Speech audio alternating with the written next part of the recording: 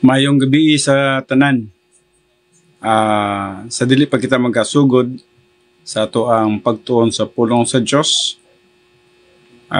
If you are a believer in the Lord Jesus Christ, then you need to make it sure that you name your sins privately to God the Father. 1 John 1:9. Then you will be in fellowship with God under the control of the indwelling Holy Spirit, and ready to learn from the Word of God and Bible doctrine. So he who believes in the Son has eternal life, but he who does not obey, means to believe in the Son, shall not see life, but the wrath of God abides on him. And this is actually for the unbeliever. And the unbeliever need to believe in the Lord Jesus Christ as their Lord and Savior. Okay, I will read Hebrews 4:12.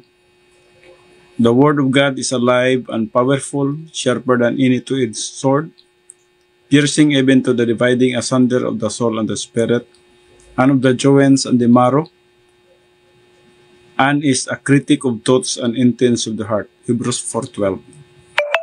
All Scripture is God-breathed and is profitable for doctrine, for reproof, for correction, for instruction in righteousness, that the man of God might be mature, thoroughly furnished unto all good works. 2 Timothy 3:16-17. Study to show thyself approved unto God, a workman that needeth not to be ashamed, rightly dividing the word of truth. Now, ang atong pagtuon karon, dinhin na usab kita sa the origin of human life. How did human life begin? How did the human race originate? The question has kindled debate for centuries in the quest to solve the mystery. Many scientists have promoted the hypothesis that life most likely started from molecules that form DNA-like material, which evolved into mankind. Nahibalo kita ni ini nga teorya, no? Kaya bisan sa college kita, nakini siyang theory. Kining gitawag na to, theory of evolution. So, they believe chemical elements spontaneously combine to produce a spark of life. Now, could life occur from a set of random circumstances where the mathematical probability of happening is actually nil? And with such uncertainty emanating from the scientific hierarchy of our society, what should you believe? Now, the complexity and harmony of nature, the incredible precision and sophistication of the human mind and body demand a creator and designer. Nahibalo kita ni ana, no? Nga kining nahitabo sa ato ang kinabuhi, no? O mga butang ani-ani nga kalibutan. Nagkinahanglan gyud og usa ka magbubuhat, creator and designer. Design and order reveal a first cause for life, no?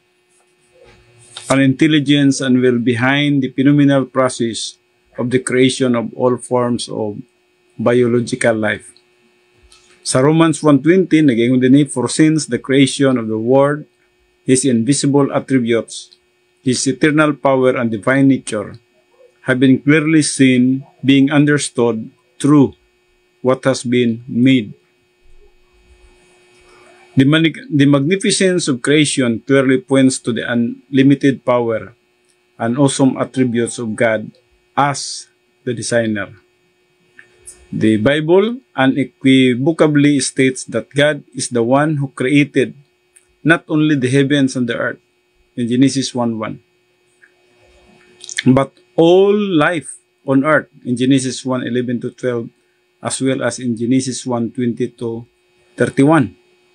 Human life is the pinnacle of God's creation. Ug mo ning gingon sa Genesis 1:26, then God said, let us make man in our image, according to our likeness, and let them roll over the face of the sea, and over the birds of the sky, and over the cattle, and over all the earth, and over every creeping things that creeps on the earth.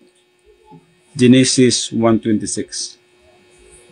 Now, controversy stirs around God's ultimate creation. God created the first man and woman, perfectly formed. Hingpit, no? Sa pagbuhat niya sa unang tao, sa lalaki ug babae, gibuhat sila nga hingpit without physical flaw, no? Walay gitawag na tog mga lama sa ilahang mga kinabuhi or sin, walay sala. And then placed them in the ideal environment and commanded them to be fruitful and multiply in Genesis 1:27-28. Mankind was mandated to reproduce himself. How was human life to be reproduced? Did God provide the initial spark of life and then entrust the continuation of that life to mankind? Or does God still breathe the breath of life in Genesis 2:7 into every human being? If so, when does human life begin? So kini kinahanglan nga masabtan nato kini siya og kanus amang gyud ang human life nagasugod.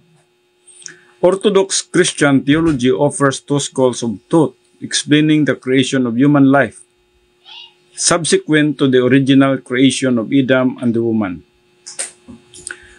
Traducianism and creationism. Gitawag nato kini siya traducianism and creationism. Duha kini siya ka mga ideas, no, with regards to why human life exists, no. Now sa traducianism holds that the soul, and that is the material part of mankind, as well as the human body, originate immediately by propagation. Creationism maintains that a new human soul is created by God immediately at conception. Morning gituhan sa gitawag na to og creationism. So we just believe, no? Those who are believe in creationism maintains that a new human soul is created by God immediately at conception, during pregnancy, or at birth of every individual. Both schools have precedence and support throughout church history, but which position more closely reflects the biblical explanation of the origin of human life? Now, dinhi kita karon sa the creation of the first human life. The activity of creation. Sa Genesis 1 ngadto sa bersikulo 2. Sa Genesis 1 ngadto sa to contain 4 Hebrew verbs. Adunay upat ka mga Hebrewanon nga verbs, meaning action, no, that depicts God's activity of creating the original human life. Upat ka mga verbs, no, action words, no, nga naghulagway kini siya sa pagbuhat sa Dios. Gitawag nato kini siya God's activity of creating the human life. So mao kining pagbuhat sa Dios sa tao. Ang unang Hebrew verbs diri kining gitawag nato og bara. B-A-R-A-H, no. Bara means to create, to make something from nothing. So maning word nga bara. Gibuhat ang usa ka butang gikan sa walay gitawag na to gibasihan, no, walay gikuhaan, no. So from nothing, no, gitawag siya sa Latin nga ex nihilo. So ex nihilo means bara, to make something from nothing. Nabuhat ang usa ka butang gikan sa walay gigikanan, no, walay sinugdanan, walay pattern, no? So bara is found in 3 verses of Genesis 1. So sa Genesis 1, tulo na ni siya ka gitawag na to verbs ang atong makita diri kining word nga bara. So its usage reflects an essential creative act by God who generated inorganic matter from no previously existing materials. Meaning, sa Genesis 1:1 atong makita din ha, ang Dios nagabuhat sa usa ka butang nga walay mga materials nga gigamit. Gigamit lamang pinagi sa iyang gahom, no? Genesis 1:1 ug mo kini siyang gitawag na tuog bara. And provided life to animals in Genesis 1:21 and humans to Genesis 1:27. So where no life formerly existed. So niyan ang panahon na wala pa human life, no? So there is a Genesis 1:27 nagaingon, and God created, meaning bara, o ang Diyos nagbuhat og tao, no? And God created man in His own image. In the image of God, He created him, no? So sa iyahang imahe ang Diyos nagabuhat kaniya. O kini nga pagbuhat gitawag kini siya bara. So male and female, He created them. Sa Genesis 1:27, no? So katulo gigamit dinhi ang pulong bara. B-A-R-A-H, no? Now kinahanglan nga tagsa-tagsa na to kini siya aron nga atong matuhog kini siya og unsay gyud ang nahitabo sa activity of creation. Now, although Adam's human life was created from nothing, his body was yatsar. So, this is another gitawag na tog Hebrew verb sa gitawag na tog creation, no? Ang una mao ang gitawag na tog bara, created something out of nothing. And then ang kini ikaduha, yatsar, formed from the dust and already existing material. Sa ato pa, kining yatsar, nanay material nga gigamit niini. Now, pagbuhat sa Dios sa tao, iyang giumol ang tao. Pag umol niya sa tao, pinagi sa abog, kanang tawhan na wala pa na siya kinabuhi. Giumol pa lang siya. No? So, giumol siya out of something. Pero, atong nakita din ha, wala pa siya kinabuhi niya na. No? There is no life during that yatsar. No? Kanang paghulma pa niya o pagpurma pa niya sa tao. Now, the second verb found in Genesis 2:7 refers to the divine formation of the male body as a biologically living organism. So din nagsugod ang gitawag na to biological living organism. Napurma ang tao, no? Ug sa dihang napurma ang tao atong nakita din ha. Just remember wala pa siya kinabuhi ni ana, no? Giumol pa lang siya. Then the Lord God formed Yatsar sa Genesis 2:7, man of the dust from the ground. Gitawag na to na siya og biological life. Now just remember nga lahi ang biological life sa human life, no? So mo na siyang proseso, gipurma sa niya ang tao out of the dust. And after forming out of the dust, dito na nagapanghitabo ang gitawag na to the breath of life. So biological life exists in all cells of the body and provides the functions necessary to sustain living material. So biological life is the material and does not include a human soul. So meaning, ang biological life, mo ni siya ang material, mo tong gihimo pa ta sa abog, gihimo pa ta pinagi sa dust, no? Mo tong material, gigamitan niya to, no? Pero wa pa'y labot dito ang gitawag na to human soul. Wala pa human soul. So just remember nga, sa diyang nag-umol ang Diyos, o gihulman niya nga tao, sa diyang nahuman siya pag hulma og tao, niya ng panahon na wala pa'y kinabuhi ang iyang gihulma. And dito, pagkahuman niya na, iyahang ginhawaan, no? Iyahang ginhawaan, o muna to ang soul life, nga iyang ginhawaan, ug pag ginhawa niya na gitawag the breath of life, ang katong iyang umol nga abog nga porma og tao mo na tong nahimo siyang living soul or nahimo na siyang human life. Mo na siya ang pagsugod gyud niya kang pagbuhat niya sa kang Adan ug kang iba, no? So nahitabo ang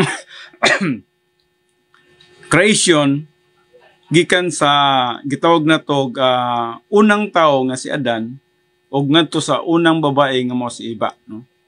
So didto nahitabo ang gitawag na to bara.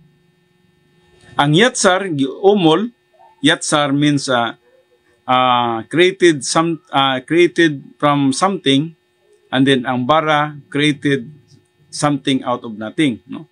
So giginhawaan sa Dios, then nahimo nga ang usa ka giumol nga porma og tao nahimong buhi nga tao. Unique ayo kana sila kay kana lang yung duha, si Adan ug si Eva lang ang gibuhat sa Dios nga sama ni ana, no? Giumol sa abog ug gihuypan sa gininhawa. Og niana nakabaton sila og human life, no? So therefore biological life by itself is not human life. So kung maghiskot tag biological life, buti pa sabot dili pa na siya human life. Biological life pa na siya. Kung giumol pa siya sa abog, wa pa giginhawaan sa Dios, biological life pa na siya, di pa na siya human life. Nahimo siyang human life sa dihang giginhawaan sa Dios. Gihuypan sa Dios. O dito na nahimong human life ang usa ka tawo. So by comparison, bara describes the life of humanity as a complete and unique creation which never before existed, created in the image of God. So, muna siya, no, bara o yatsar.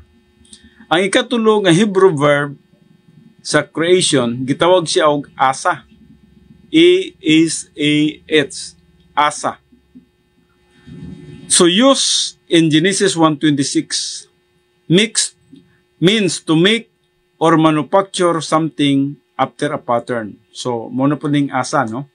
So, gi-manufacture ang something after a pattern, na pattern. So muna gingon sa Genesis 1:26, then God said, let us make, ang make diri is asa, man in our image, according to our likeness. So, morning ikatulong nga verb nga na pattern, no?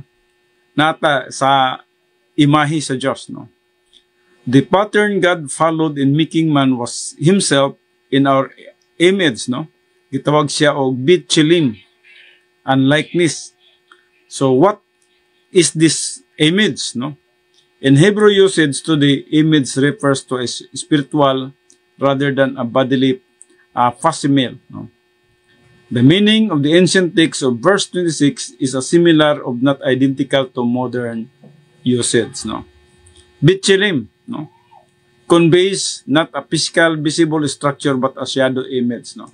So murag natay gitawag na tog natay shadow image sa Dios, no? So mankind is not created as a duplication of God, no? Dili sama sa Dios, no? And that's a blasphemous. But in his shadow image, no? Shadow image describes something invisible but real. Buti pasabot nga sa iyang imahe na mga butang gitawag na to og invisible, no? Og sa tao pod mao po nang gitawag na tong invisible, immaterial part. Ug busa ang tao na mentality, na volition, na conscience, ug na siya self-consciousness. So mao kana ang gisgutan din sa pattern, no? In the image of God. So sama sa Diyos, God has essence which is real but invisible. So nai-essence ang Diyos, real siya pero dili na to makita. So as the shadow image of God, our essence is also real but invisible. So dili pud makita ang atoang gitawag na to atong soul, ang atong essence, no? So unlike God, that essence can be defined only by its characteristics, no? So naghisgot siya sa mga characteristics sa Dios nga dili makita sa samang pagyo sa tao, na usab kita yung mga characteristics nga invisible or dili makita, no? Ug mao kanang mentality,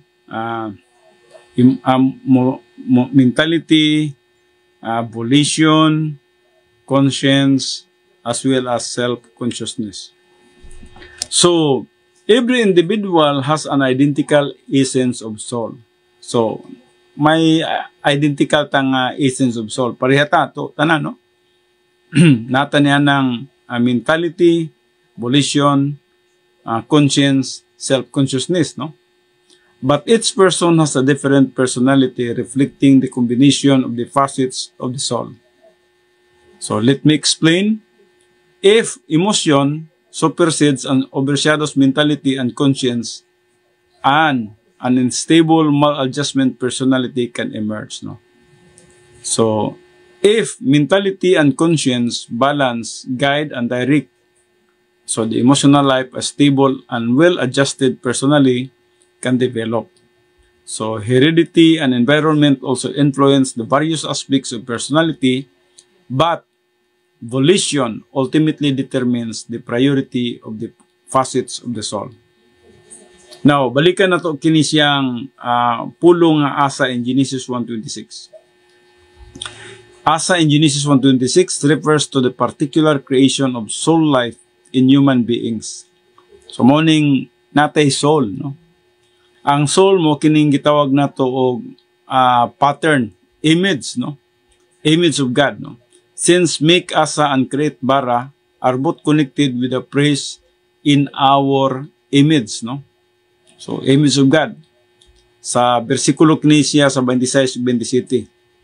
Then the verbs in both verses must refer to the creation of soul life. So, kini nga mga versikulo, nag-refer kini siya sa creation of soul life with a personality, no? So the human soul was created, bara, from nothing, but was also made asa, after a pattern, which was the image of God. So gihatagan po siya pattern. Asa and bara therefore mark the creation of soul life, a life unique to mankind. Of all God's creatures, no other is said to be made in His image. So mo katong tulo ka mga verb, o verbo, o kanang gitawag na to og mga aksyon sa pagbuhat sa Dios sa tao, na ibara, na yatsar, and then na asa, no? So, in contrast to yatsar used to describe the creation of biological life in the male in Genesis 2:7, no? And then adunay ikaupat nga verb nga gitawag na to bana, B-A-N-A-H, no? O kining bana, atong nakita dinhi nga gitawag kini siya to build or depicts the divine construction of the female body. So, mao kini siyang pagbuhat na usab, pagkuha sa babae gikan sa gusok sa lalaki, o gitawag kini siyang verb og bana. Og mao kining ikaupat nga verb sa creation, no? Gikan sa bara, yatsar, asa, and then bana, no? So to build depicts the divine constructions of the female body. So mo kining hisgutan sa Genesis 2 verse 22, and the Lord God fashioned, that means bana, into a woman the rib which He had taken from the man, and brought her to the man, in Genesis 2:22. So si Iba atong hibalo nga gikuha kini siya pinagi sa gusok sa usa ka babae, no? Og diha atong nakita na usab nga lahi na usab kana siya nga gitawag na to verbo o verb sa gitawag na to Hebrew word. Gitawag siya og bana. So as with the formation of the male body, the constructions of the female body included conveying biological life, no? So this biological life and soul life were given simultaneously. So sabay-sabay ni siya. So first to Adam and later to the woman. So these 4 Hebrew verbs are used to designate 2 of 3 categories of life. Now, dinhita karon sa the pattern of creation. The pattern of initial creation is clearly seen in Genesis 2:7. Mao gini diri gyud magsugod sa Genesis 2:7. Then the Lord God formed, and that is yatsar, no? Naibalo kita nga gihulma kini siya pinagi sa abog. Giporma nga tao, no? So then the Lord God formed man, that means yatsar, of dust from the ground. So mao kanang gitawag na tog biological life. Diha nagsugod ang gitawag na tog biological life sa dihang hulma sa Dios ang tao. And breathe, that means napak, no? Into his nostrils. So mo kining ginhawaan sa Dios, the breath of life, or nisyamak haya. So soul life, no? Giginhawaan sa Dios o mo kining nisyama haya. So biological life plus giginhawaan sa Dios kining nisyama haya nga mao ang soul life.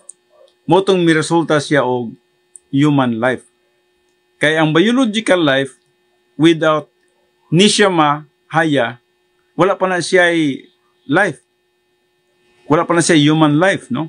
Nahimo lamang siyang human life sa dihang gihatagan siya og soul life, no? Giginhawaan siya sa Dios the breath of life, no? Ug mao kanang gitawag na to nisyama haya, no? So, and man became a living being. Sa ato pa, naay proseso, no, ang pagbuhat sa tao, naay gitawag na to sequence, no? First, iyahang gihulma, and then pagkahumaghulma niya na iyahang ginhawaan. Iyahang ginhawaan sa breath of life. So, gihatagan niya soul life. Ug sa diyang nanay soul life, man became a living being. So, gitawag na po siya nipis haya, no?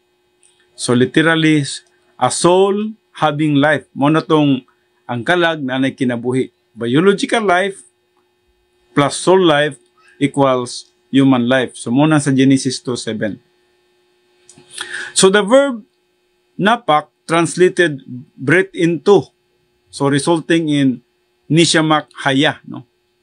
So, the breath of life. So, ginhawaan sa Diyos. Pag ginhawa sa Diyos, sa ginhawas kinabuhi, muna tong ang usa ka biological life, nahimo siya nga human life, no? So, nasyamak refers to the breath of God. Morning nasyamak, no? Nasyama refers to the breath of God. Without the breath of God, there is no human life. No? Now, God Himself breathed into the first man, nisyama, a spark of His own life. So, katulang first man, no? Nga si gitawag na tog Adan. And then, sa Isaiah 42:5, ubisa man sa John 1:3, o sa Colossians 1:16. So, this is the spark that generates human life. Dili nagsugod ang gitawag na tog human life. Now, note, the striking contrast between the tangible flesh, blood and bone of biological life and the intangible essence of soul life, no? Until God exhaled His breath into the first human body which was formed. Biologically alive, man could not be a living soul. Dili siya pwede mahimong buhi nga kalag kung wala siya giginhawaan sa Diyos. So, munang nagatuog yun ta sa theory of creation. Not in the theory of evolution, not in the theory of traducianism, no? But we believe totally on the theory of creation. So this is true for every human being born throughout history. Now, aduna lay kalainan kang Adam o kang Eve kaysa atoa. Now, ato ning tagsa-tagsaon karon ug unsa ang kalainan sa atoa, nganong lahi ang sa atoa tungod kay kita gikan naman sa kita ang atoa manggod procreation ang atoa, no? So ato nang tagsa-tagsaon karon, no? So therefore the joining of soul life depicted by the verbs bara and asa with biological life depicted by the verbs yatsar and bana form a third category human life.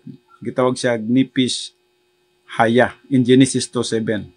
Og napurma ang unang tao ug ang unang babae. Now, diri kita karon sa the categories of life. Creation before the fall, no? God's initial creation of mankind reveals three categories of life inherent in every human being. First, God created biological life. Mo nang una, from the dust of the ground, the chemical of the soil. So mo ginang una, no? Three categories of creation, no? Sa wala pa nabagsak ang tao. Una, gipurma niya ang tao, pinagi sa abog. Second, He created soul life out of nothing, o morning bara, no? Out of nothing. Iyang ginhawaan siyang gininhawa o dinha nahimong human life, no? Mao na ning gitawag na to gikan sa bara and then giginhawaan. So paginhawa sa Dios nahimo siyang human life. And then third, He combined biological life with soul life to create human life. So mutong na siya ay tawhanon nga kinabuhi. So sa Genesis 2:7 narrates a miraculous chain of events. The use in the Hebrew, the wow, consecutive reveals that each creative act of God succeeds His previous act. Therefore, God creations took place in a logical order. Tulo, no? First, the formation of biological life from dust. Di na ginagsugod. Second, the imparting of soul life to biological life. So, sa dihang napurma na ang tao, ihang gihuypan, ikaduha, gihuypan niya siyang gininhawa. And then, ang ikatulo, the creation of human life from the joining of soul life to biological life. So, nabalo kita, biological life plus soul life equals human life. So, God established this same sequence for Adam's progeny, the human race. So, sama usab niini ang gitawag na to kahimtang sa atong panahon karon. Wala man mausab, no? Ang sistema sa gitawag na to pagbuhat sa Dios sa tao. So, biological life, soul life, and then human life. Mao gyapon. Galing lang, ang hulmahan sa gitawag na to og biological life, mo na ang lawas sa atong inahan, no? So, diri kita karon. So, God established this same sequence for Adam's progeny, the human race, no? Now, creation after the fall, unsa may nahitabo sa human nga nakasala na si Adan ug si Eva, no? So, biological life and soul life were given directly and simultaneously, first to Adam and then to the woman. During that time, wala pa flaws, no? Wala pa sila sala. This would never be repeated again. Now, just remember, dili na gini mahitabo pag-usab. Katong gibuhat sa Dios kang Adam ug kang Eve sa pagbuhat niya sa tao, kato lang gid nga panahon. Dili na to siya mahitabo sa atong panahon karon, no? So God created biological life immediately only twice in history, since human life would be perpetuated after the fall in Genesis 3:16. Now, how would mankind be reproduced in human history? Now, morning usa ka pangutana karon, unsa nganong mga nagdaghan man ta? Nganong nagreproduce man ang tao, no? Now, after Adam, biological life would be conceived as a result of copulation and then undergo development in the uterus. So, muna ning atong nakita nga the mixture between the 23 chromosomes and 23 chromosomes of the male and the female, no? O sa diha nga nagtagbo sila and then na-develop sila dito sa tagwangkan sa usa ka inahan, and dito nagsugod ang gitawag nato biological life, no? So soul life would always be created by God and imparted immediately to biological life at the moment of birth. So adunay dapat natong masabtan din nga katong napa sa tiyan ang na-develop, gitawag kadto siya og biological life, no? And then sa diha nga migawas na siya sa tagwangkan sa iyang inahan, didto ang Dios pinagi sa iyahang gitawag na to kabubuton, either hatagan niya og kinabuhi o dili, o yes sa dihang hatagan niya kinabuhi, mabuhi ang usa ka bata. So dito ang soul life, no? The imputation of the soul, no? So dito na himo pud ang usa ka bata nga tao or human life, no? Tungod kay biological life gikan sa tagwangkan sa inahan, paglabas niya gihuipan siya sa Dios sa gininhawa. So equals human life, no? So differentiating between the origins of biological life and soul life is critical for discerning how human life is perpetuated after the fall of Adam and the woman. So the development of biological life in the womb is entirely dependent on the mother. So katong na-develop pa ang gitawag nato fetus, gikan pa ni siya sa gikan pa gid siya sa binhi, no? Sa katong gitawag nato the mixture of the sperm cell and the egg cell, no? So 23 chromosomes sa lalaki, 23 chromosomes sa babae, no? And then na-develop siya. The development of biological life in the womb is entirely dependent on the mother, no?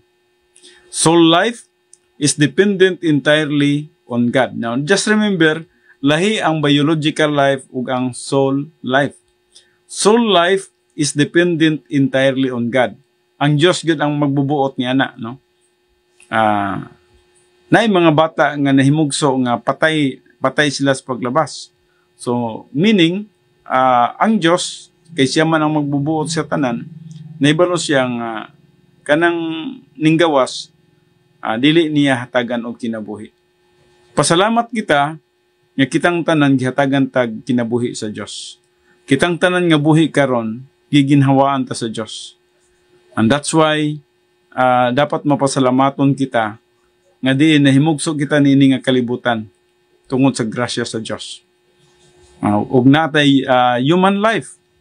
Og ang nakanindot pa gyud niini kay naluwas pa ta, napagid tay eternal life, no? Nakashare pa gyud ta sa eternal life niya sa Dios, no?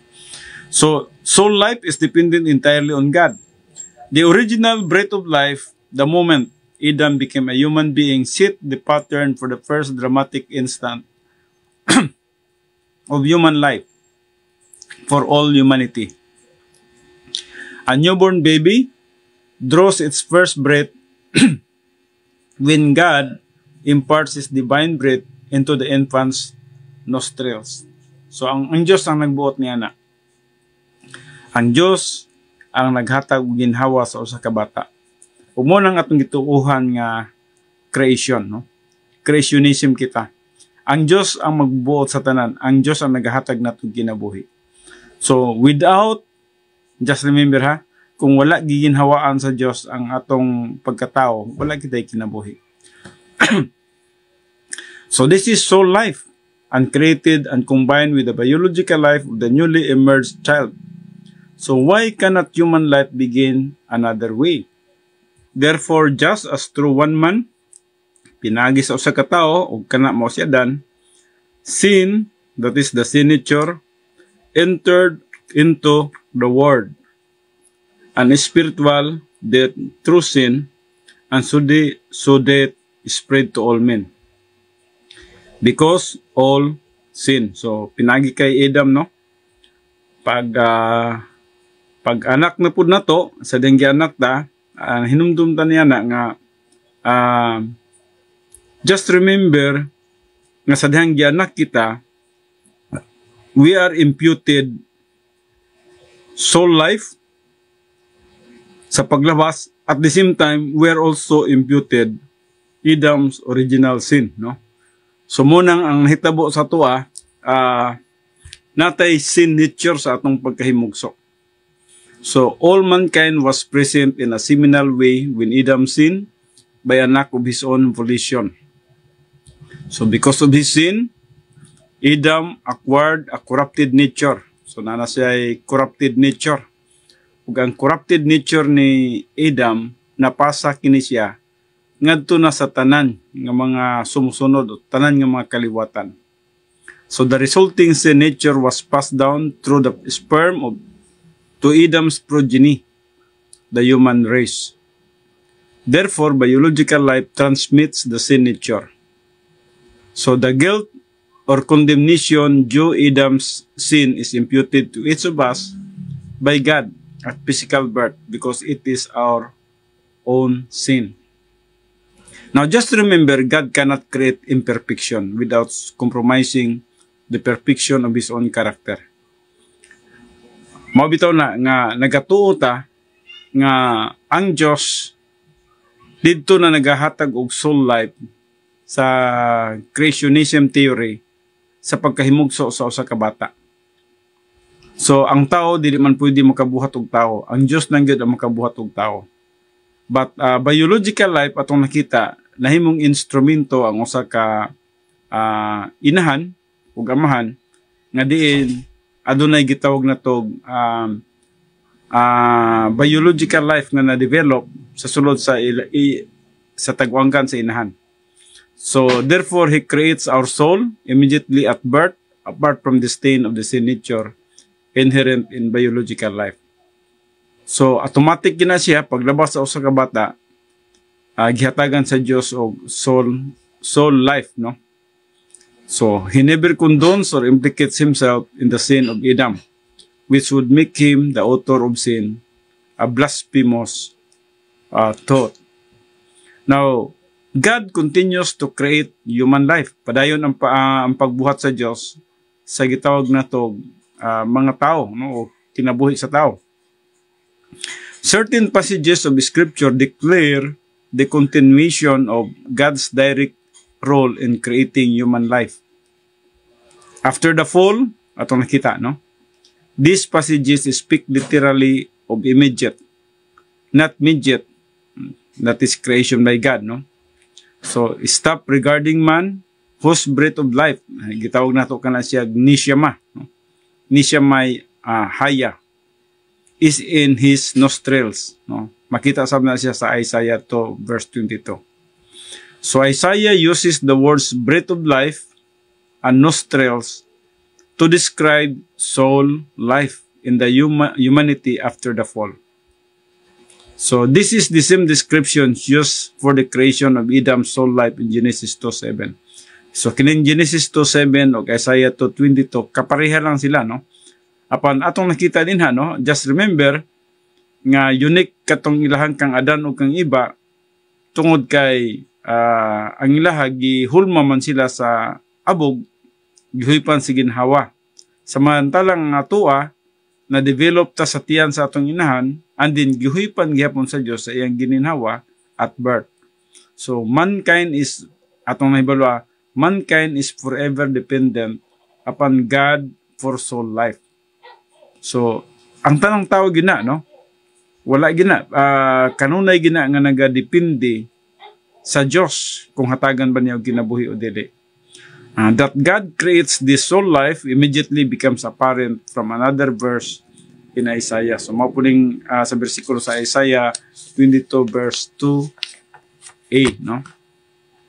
So, for I will not contend forever, that is with Israel, neither will I always be angry, for the spirit, ang spirit diri is ruwak, kuha na po ni siya ruwak, and spirit diri is human life, no? Would grow faint before me, and the breath, ang breath diri tawag na po ni siya nishama, no? The breath or the spark of life, that is the soul life of those whom I have made. Ang made diri gikuha sa Hebrew nga pinulungan nga asa, no? manufactured out of a pattern, no?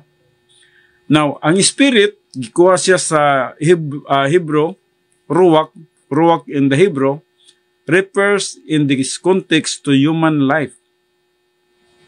So, which God generated through breathing sa iyang nishama into the nostrils of Adam. And likewise imparts to each person. Mananing sa verse 16b, no? So, ang nishama, giginhawaan sa Diyos, and then, pag ginhawa sa Diyos, equals human life.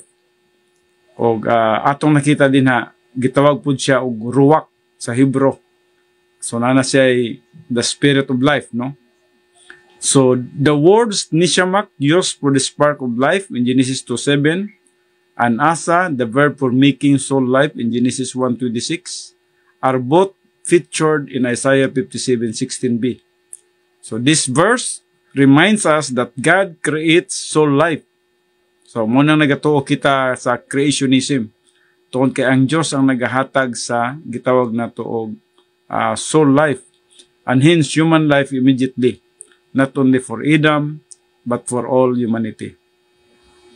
So, numerous other passages of Old Testament scripture confirm God as the continuing creator of human life. Ang Diyos gyud ang magbubuhat sa atong kinabuhi.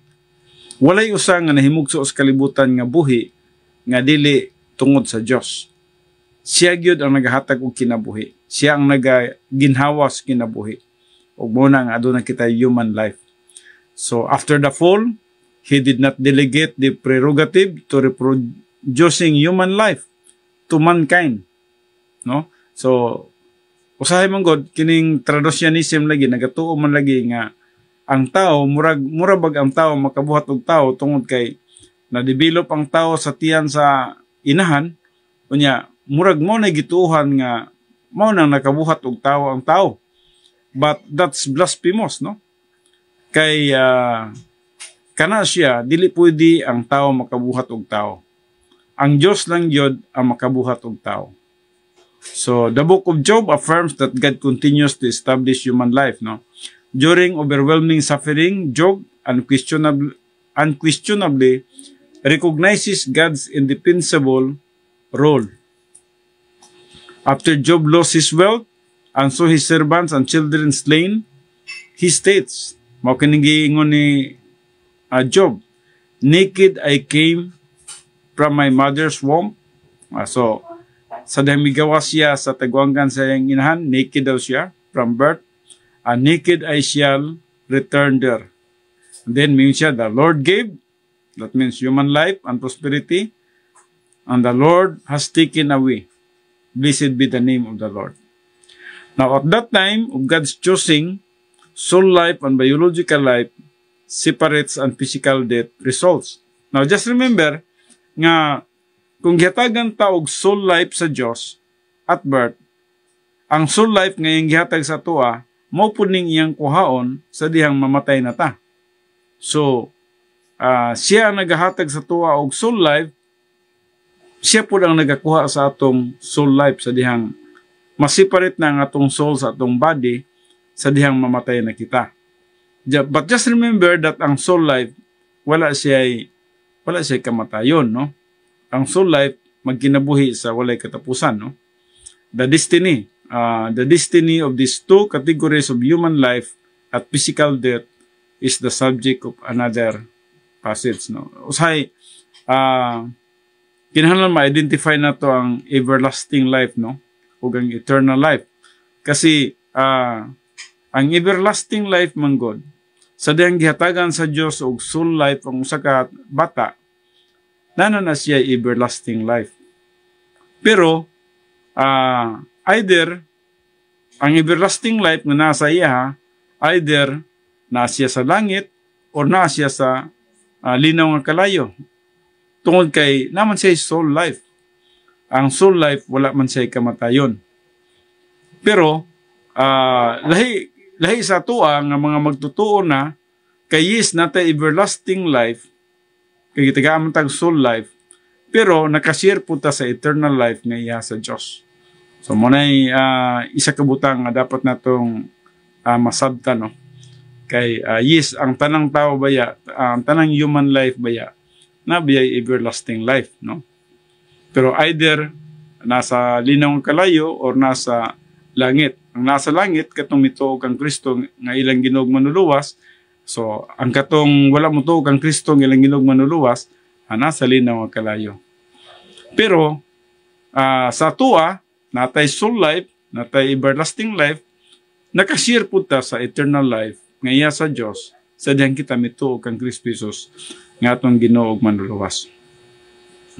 So padayon kita, then the dust, that is biological life, will return to the earth. Mao kining giingon ni Job, the dust daw, ang iyang lawas, ang iyang biological life will return to the earth as it was, and the breath, that is the soul life, will return to God who gave it.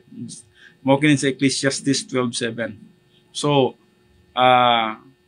dili mabitaw nang dili man kita dapat mahadlok sa kamatayon tungod kay ang atong soul life wala may kamatayon kini siya. Labi na nga magtotoo ta ni Kristo Jesus. Unsa pa may kahadlokan nato nga ang atong soul life secure naman. So, ang katong dili magtotoo mo to'y dapat mahadlok sila kay everlasting life sila pero maganto sila sa linawang kalayo. Kita nakasirta sa eternal life. Natay walay katapusan nga kinabuhi. Dito ta sa langit, magkinabuhi ta nga malipayon. So, adunay dako kayong contrast, no, between believers and unbelievers. Ug mao kana nga ang matag usa ka tawo gyud unta dapat kung pwede lang unta mutuo kang Kristo Jesus parang makakaplag og kaluwasan. Kay kung pwede lang unta nga kita ang mudecide sa atong mga paryente o sa atong higala, aw ato nang gidesisyonan na sila parang di na sila maimpyerno. Apan tungod lagi kay ang kaluwasan is akuan man siya, individual man siya. Ikaw man ang mupili sa imong adtuan, ikaw man ang mupili sa imong destinasyon, nan ikaw ang magbuhat og desisyon. Mutuo ba ikaw kang Kristo Jesus nga Ginoo manluluwas o dili ba? Kung mutuo ka kang Kristo Jesus nga Ginoo manluluwas, ang pulong sa Dios nagaingon na kay kinabuhing dayon, makashare ka sa eternal life. Apan kung dili ka mutuo, na kay everlasting life, pero dito ka sa linaw ang kalayo.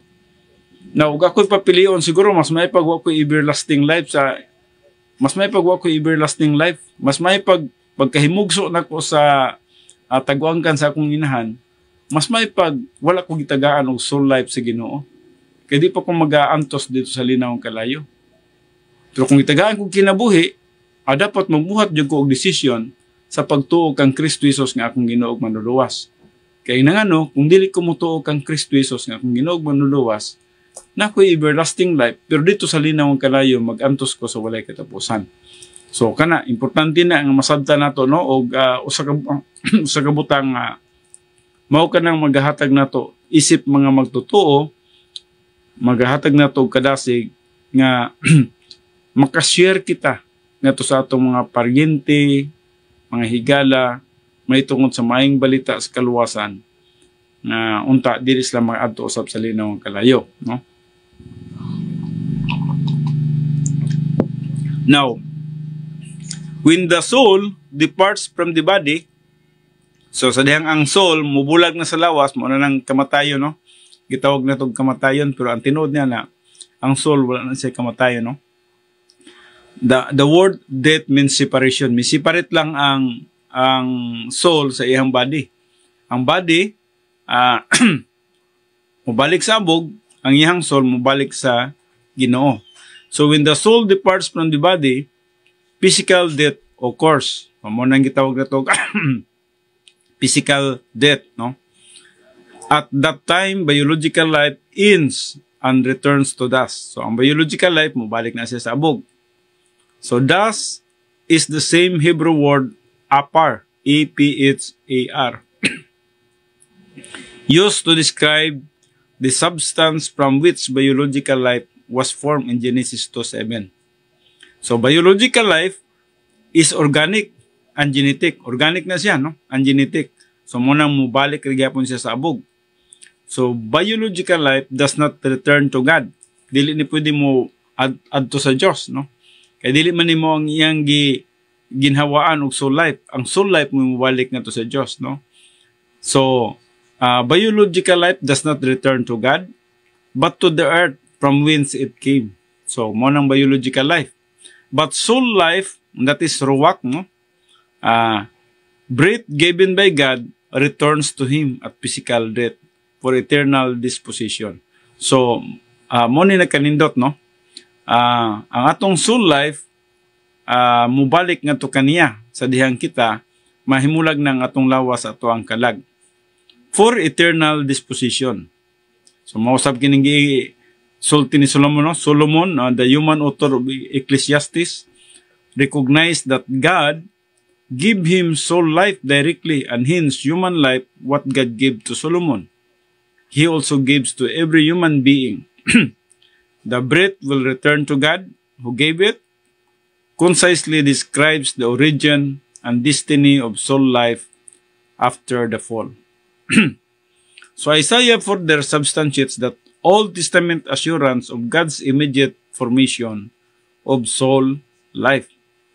Sa Isaiah 42 verse 5, thus says God the Lord, who created the heavens and stretched them out, who spread out the earth and its offspring, who gives breath, that is nishama, who gives breath, nishama, spark of life. That means naghatag og soul life to the people on it. So mo nang gitagaan sila soul life. And spirit, mo kining ruwak or human life to those who walk in it. So mo nang ruwak, mo nang natay human life. So natay spirit, no? So nishamak, the word for spark of life, refers not only to original creation but also to the imparting of soul life after the fall. So note, the first parts of verse 5 describes God's past activity of creation. So the verbs are in the past tense. In contrast, the last verb gives is the present tense. From Adam through the time Isaiah wrote until the end of human history, God sovereignly bestows His breath, the spark of life, to anyone He so chooses as they emerge from the womb. So, din hita magtapos, no? Sa atong hinumduman, nga ang Diyos gud ang nagahatag sa ato ag kinabuhi, ang Diyos ang naghatag nato og soul life, ug mao kanang natay human life. Karon nga doon na kita human life, kuhan kayo kini siya, no? Precious kayo kini siya. Dapat masabtan nato kay natay soul life. Just remember that we have everlasting life. Everlasting life para sa mga magtotoo o everlasting life para sa mga dili magtotoo. Ang kalainan lamang niini, ang usa ka magtotoo moadto sa langit, makashare sa eternal life ngaya sa Dios, samantalang ang usa ka dili magtotoo nasa everlasting life pero didto siya sa linaw nga kalayo. Ug busa kinahanglan gyud ang usa ka tawo nga nahimugso sa dihang mutubo, mudako na siya, makasabot na siya, na siya sa gitawag age of accountability or God's consciousness, kinahanglan gyud nga mutuo siya kang Kristo Jesus nga ang Ginoo manluluwas aron nga siya usab makashare sa eternal life. O dili lang aduna sa everlasting life ngadto sa linaw nga kalayo. Okay, so dinhi na sa tama ng atong pagtuon, and then ipadayon nato kini siya probably ato pong ma-take up ang traducianism kay maubaya ni siya sa atong nasod karon. 90 to 95% mao ni ang ilang ginatuohan kining traducianism, no? So importante nga ato po ning ma-take up sa sunod nga Huwebes kay para nga dili pud ta maignorante o ngano nga diri nagkatuo ang kadaghanan. But we don't believe on traducianism. We don't believe on the theory of evolution. We just believe on the theory of creation. We know, nahibalo kita nga ang Diyos gyud ang nagahatag nato kinabuhi, at birth gihatagan kita niya kinabuhi, tagaan kita niya soul life, o karon nga napaka nato ang kinabuhi, ato kining gamiton alang lang po sa iyahang kahimayaan. Okay, mag-aamputas pagtapos. Amahan na mo nga Diyos, salamat sa panahon nga gihatag nga ni kanamo, nga di na kami aduna pay opportunity sa pagtuon sa imong balaan nga pulong, samtang ani pa kanamo ang kinabuhi. Nga diin, mo'y amo ang priority number 1. Mo'y usa ka butang, no? Bililhon sa among magkinabuhi, samtang nagahulat pa kami sa imong pagbalik, o kaha nagapaabot kami bisan man sa among kamatayon. Salamat sa imong grasya, sa imong gugma ug sa imong kaayo.